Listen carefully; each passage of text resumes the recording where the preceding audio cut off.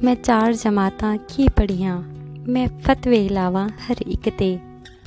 कदी बेअमलां ते कदी बेअकलां ते, कदी शायरी ते कदी गावन ते, कदी हसन ते कदी रोवन ते। मैं फतवे लावां हर इक ते। मैं आप मसीती जावां ना, जे जावां मन टकावां ना। मैं फतवे लावां ओथे वी, कदी वज़ू ते कदी नमाज ते, कदी उच्चे नीवी आवाज़ ते, कदी मनन या ना मनन ते, हथ उत्ते थल्ले बनन ते। मैं फतवे लावां हर इक ते। कदी काफिर आखां मौलवियां नूं, मैं फतवे लावां सारियां ते। कदी टोपी ते कदी दाड़ी ते, गल चंगी या गल माड़ी ते। कदी शहीदां ते कदी मरियां ते, कदी मनाउंदे जमन वरियां ते, कदी जंगां ते कदी जिहादां ते।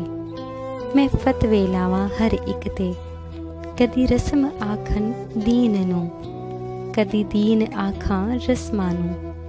मैं रब कुरआन नूं मन लिया, पर मनिया चुकन कसमां नूं। कदी ईदां ते शबरातां ते, कदी जागन वालियां रातां ते, कदी ज़ेरां ते कदी ज़बरां ते, कदी मिज़ारां ते कदी कबरां ते। मैं फतवे लावां हर इक ते। मैं सुन्नी वहाबी हनफी होया शाफी मालिकी ते हंबली। मैं सब कुछ होया पर होया ना मुसलमान। मैं 4 किताबां जो पढ़ियां, अपने इल्म दियां लावां तड़ियां। वेला मेरे इल्म दा ठोठा जे, हर फतवा मेरा झूठा जे। मैं आप दा फर्ज निभावां ना, दीन दे नेड़े जावां ना। पर काफिर आखां हर इक नूं, मैं फतवे लावां हर इक नूं।